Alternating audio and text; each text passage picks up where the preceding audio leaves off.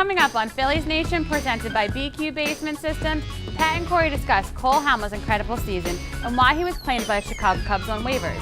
Ian sits down with Phillies great Kurt Simmons, plus I've got the Bettors Inbox questions. That's next here on Phillies Nation.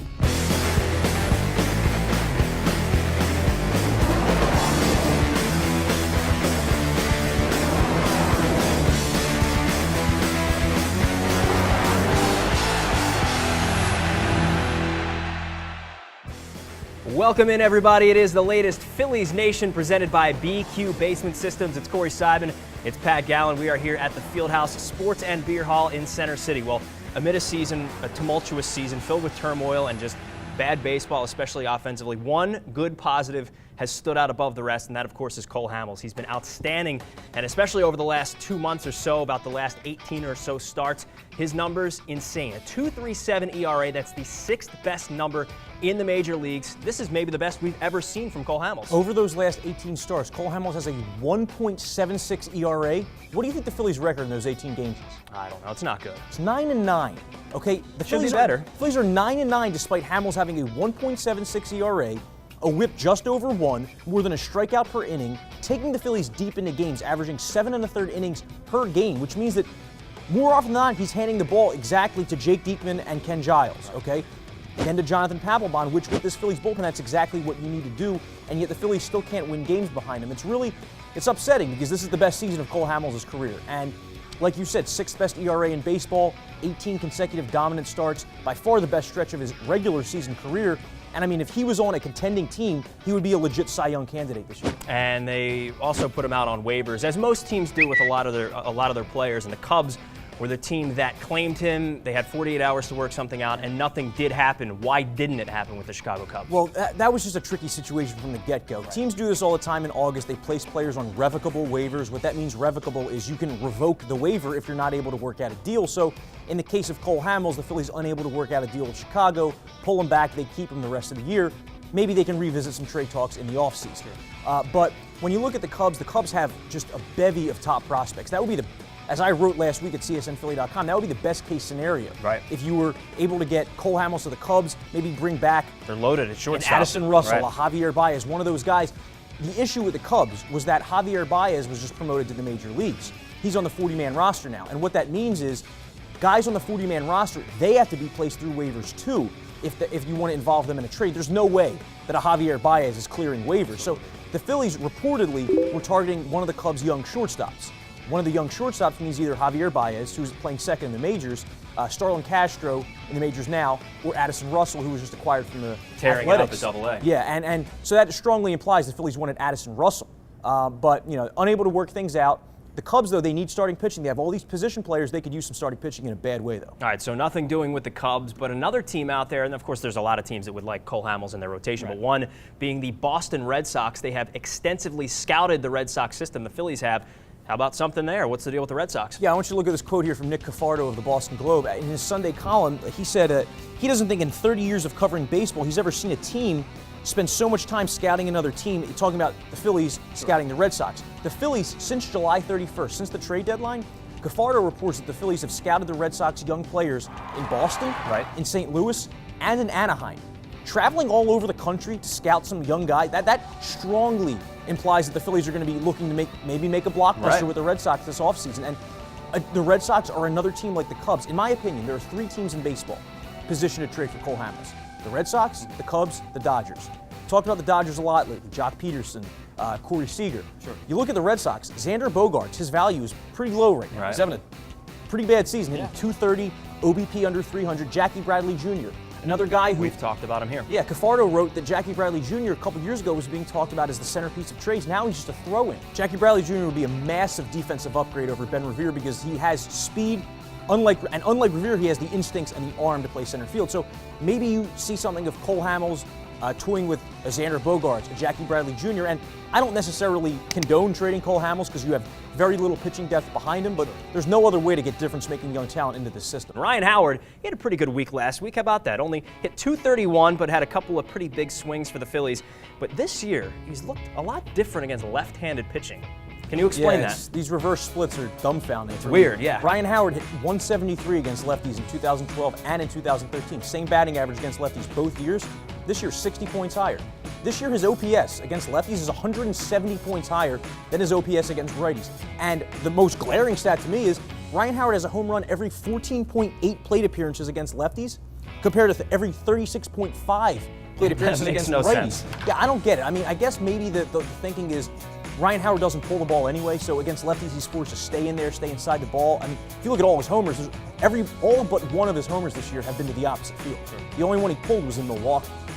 So it's a strange season for Howard. Last week, though, in the span of 6 days, he had 4 game-winning hits. The walk-off hit in the 15th inning against the Astros, then the game-winning grand slam, and the walk-off hit against the Mets on Sunday. Right. He started the scoring in that 5-run first last week against the Stros with a 2-run double. So he's back to producing. He's back to on pace for like 100 RBIs. Well, we'll see what happens with Ryan Howard. Hopefully he keeps this hot streak running through the end of the season. Our own Ian Riccaboni caught up with Phillies' great starting pitcher Curt Simmons. They sat down, and here it is, the one-on-one, Ian and Curt Simmons. You had the famous exhibition game in Egypt against the Phillies, where the Phillies actually came up and played your Egypt team at Egypt Memorial Park. What was that like? Cy Morgan was a scout from Allentown with the Phillies, and he'd been hanging around all the time when I'm 16 already. You know, and he'd be giving my mother and my sisters, they couldn't get. Like during the war, he couldn't get nylon stockings. He'd get some nylon stockings and give them to him. And occasionally I'd get a couple Eagle tickets, you know. So he was bribing me a little bit as best he could do, but wasn't supposed to be doing any of that stuff. Sure. But anyway, they were building the Egypt Memorial Park, and so Cy Morgan, I think it was, who said, "How about we bring the Phillies up and have your kid?" He's talking to my father. And he said, "We'll have your kid pitch against us." And my dad said, "Yeah, bring him on." You know, so no, I was a bashful kid, and there's a good chance I'm going to get smacked around, you know. And I pitched well, and we should have won. Actually, a couple of our guys ran together on a fly ball, and but anyway, it ended up 4-4 tie. There were no lights, you know, so it was dark. And after the game, there was. Detroit Tigers, they bid like $50,000, and the Red Sox were in there bidding. So we told the Phillies, my father told the Phillies, we'd give you the last shot, you know. Mm-hmm. So he said, "Well, we'll sign for $65,000. They said, "Okay, you got it." So that's how I ended up with the Phillies, you know.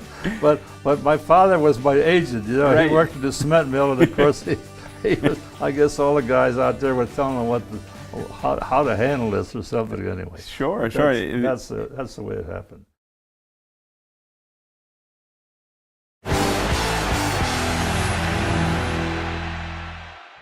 Welcome back to Phillies Nation, presented by BQ Basement Systems. Corey and Pat with you, and you sat down again with Kevin Wilson, the hitting guru. Well, we stood up, but yes, Kevin Wilson, technology, we know there's so much more technology in baseball, but it might not be a good thing. Here's Kevin.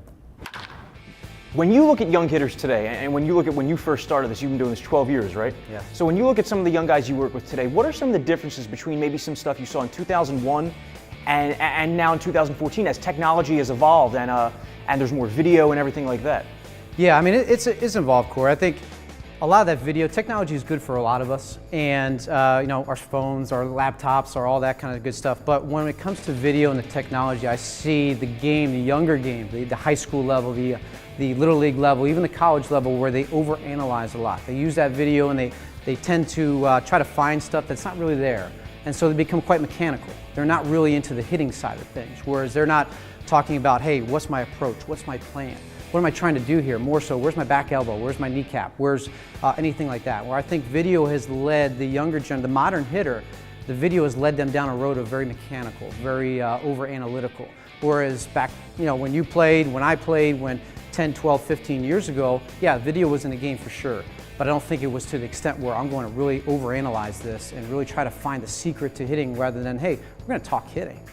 You know, more so that way. So with the overabundance of information almost now, and you know, a guy like Dominic Brown sticks out to me. He's kind of struggled all year. His swing's been a little loopy, and when you see a player, when you're working with a guy, whether it's a young guy, whether it's a major leaguer, and he's struggling in season, Do you try to correct some things in the middle of a season, or do you think it's sometimes better to just wait until you have a full off season to correct some things, as opposed to during the grind of an 162-game season? You know, for me personally, I think you have to understand the player himself. And speaking in general terms here, it depends on no matter who it is. If the coach understands the player and the player understands the coach, what I mean by that is they have trust in that coach, whoever's suggesting to them something. Because there's a lot of guys in the big leagues, let's face it, that they turn a lot of people off. They think they got it all figured out.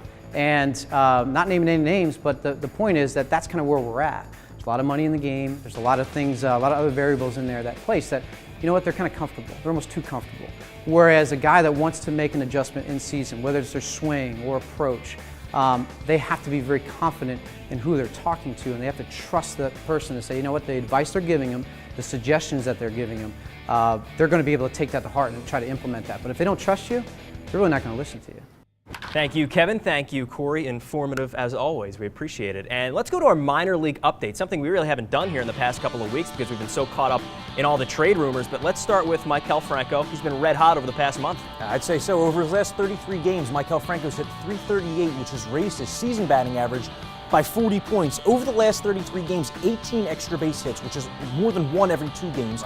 Nearly an RBI per game. And this is exactly what the Phillies need to see late in the season. You know, if Franco had a just complete down year and it was a lost season, they'd go into spring training next year wondering what's going on. Do we even invite this guy to spring training? Do we let him battle for a job? But the fact that he's come on of late, it gives you hope for the future, whether Franco's future is at third base or at first base. At least the Phillies do seem to have that offensive prospect on the rise. That's been the question everyone's been asking. Will we see Maikel Franco in September this season? I think we will at some point. Yeah, and you got to remember, the guy's still way younger than the competition he's facing. He's more than 4 years younger than the average AAA player. So, yeah, it was going to take him time to get adjusted to pitchers who have previously been in the majors. It's a big gap between AA and AAA. All right, Aaron Nola now at AA Reading, and you got to love what this kid is doing. He is absolutely on the fast track to the major leagues, and I love this quote from him. It's from the Reading Eagle. He says, quote, "I like it on his lifestyle as a pro baseball player. Having no homework is the best. What else can I ask for?" Well, it's not no homework. The kid's going to have to do a little bit of homework on, the opposing batters, but so far so good for Aaron Nola. Yeah, what I like the best is you look at those strikeout and walk numbers. You look at those command numbers, striking out 8.4 batters per 9, walking 1.5. And the book on Nola coming out of LSU was he's a guy who's very close to the majors. He's a polished pitcher, has strong command. He's a Mike Leake type, but he has even better stuff than that. And he showed it with a 2.97 ERA and a whip under 1 in his first 8 pro starts. I really think the Phillies are going to invite him to Clearwater next year and let him battle for a rotation spot. And when you look at the glaring lack of depth of starting pitching, as we've mentioned, I don't think there's going to be a whole lot of competition for Aaron Nola if he pitches well. We're going to talk about that in just 1 second. Sort of sliding under the radar is the Phillies' second-round pick from this year. He's now at Lakewood. That's Matt Imhoff. He's been superb early this season, too. A 1.91 ERA in his first 8 pro starts. So, Matt Imhoff, a 6'5" left-handed pitcher out of Cal Poly. Strikeout numbers, he's striking out a batter per inning. But the Phillies, for a long time, never went this route. They never went the college route, especially with pitchers. They tended to take the toolsy high school position players, hoping that they panned out, but they didn't. Anthony Hewitt didn't.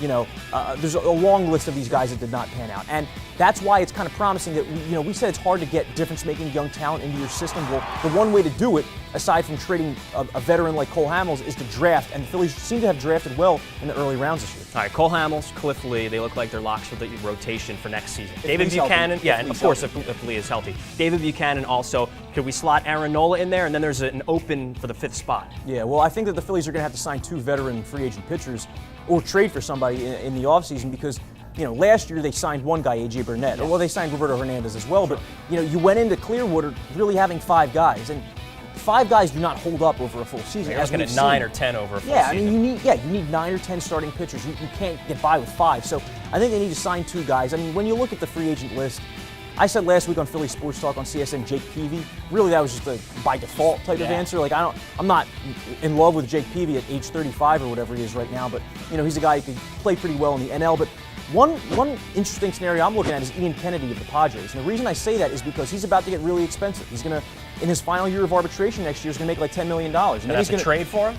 Yeah, you're going to have to trade for him. And, so Kennedy's going to make like $60 million then in the 5 years after that. And I don't think San Diego, a team where you can pretty much get any middle of the pack starting pitcher and have him pitch like a number 2, I don't think they need him. So that's a situation where maybe you have Dominic Brown involved in that. Maybe you send Dominic Brown and a prospect to the Padres for Ian Kennedy, a Padres team that needs offense and could talk itself into a guy who hit 27 homers a year ago. Let's go to By the Numbers. It's brought to you by BQ Basement Systems. Call them today. They'll give you a free estimate on your house, and they have flexible payment options. Ryan Howard on pace for a .218 average and 99 RBI. There's only one player in Major League Baseball history who hit under 220 in a season with 100 RBI or more. Tony Armas, 1983 Boston Red Sox. That's it. Yeah. He could be joining that company. Well, yeah, and I found this fascinating that Ryan Howard, among the top 35 National League leaders in RBIs, Ryan Howard is the only one negative WAR, worth negative WAR, really? Worth negative 0.9 wins above replacement, which theoretically tells you that any replacement level first baseman could have come in and outproduced him. I don't really agree with all the components of WAR. What it tells you is not a good defensive first baseman or a good base runner. Sure. Batting average is so low, and really that top 35 in the NL in RBIs, every single player on that list except Ian Desmond has hit more than 40 points higher than Ryan Howard. That is interesting. When we come back here on Phillies Nation, Ryan joins us. She's got the batter's inbox questions. Don't go anywhere. It's PNTV.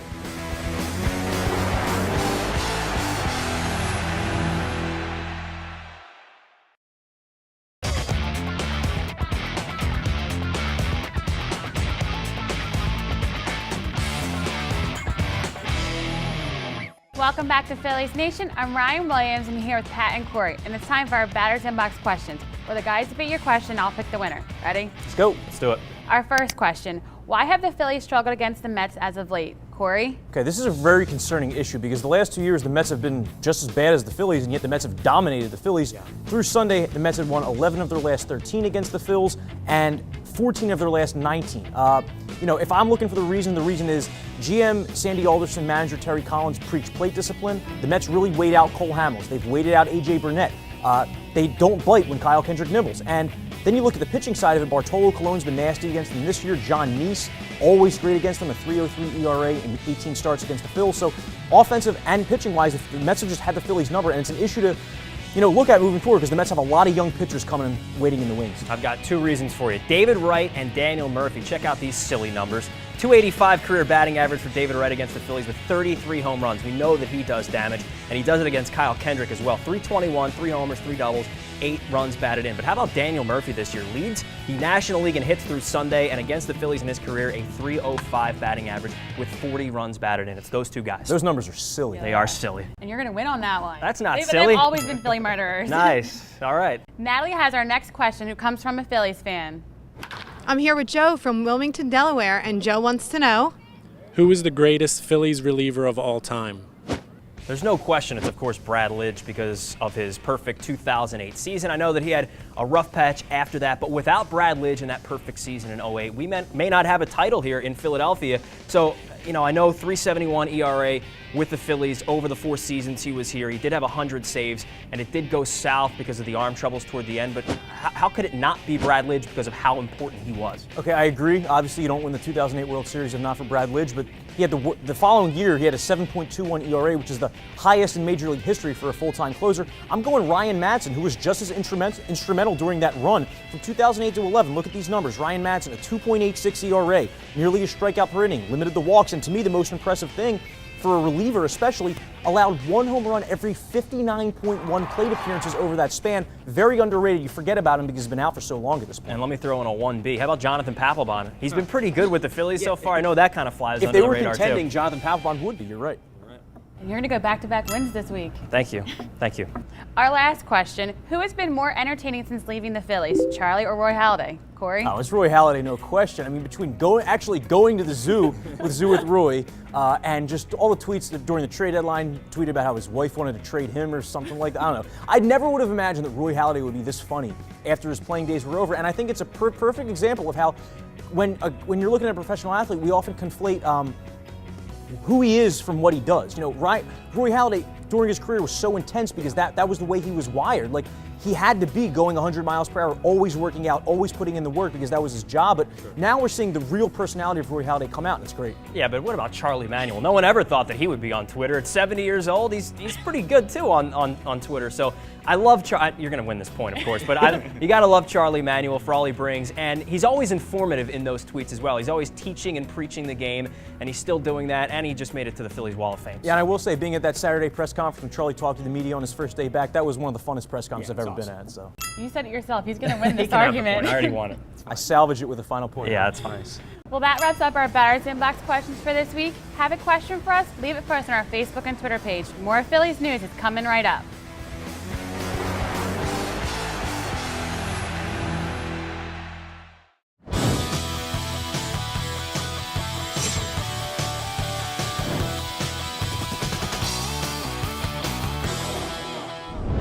Hi, I'm Tommy Green. Today we're going to talk about the pitcher's role as a batter in the lineup. Him being a ninth in the order, it's a pretty good job. If the pitcher can make contact, put a ball in play, he's got a chance to turn in the lineup over. A lot of guys you see these days don't make a lot of contact. As for myself, back in the day when I played, I took pride in making contact. Yeah, I struck out a lot, but I worked on bunting, which is that's what a pitcher's called upon doing. And when you get the opportunity to hit, put the ball in play. Because you put the ball in play, obviously there's an error could be made, or you can get a base hit. I took pride in that. Had a couple home runs, this, that, and the other, and a couple RBIs, but won a few games for myself. So a pitcher these days he's got to work hard on it, but he can't swing and work on that side of it so much because it takes a lot out of I won't say a lot out of a pitcher, but as far as the elbows and stuff, he can't lift and do that type of thing. So I hope this answers a little question for you. Back to you guys.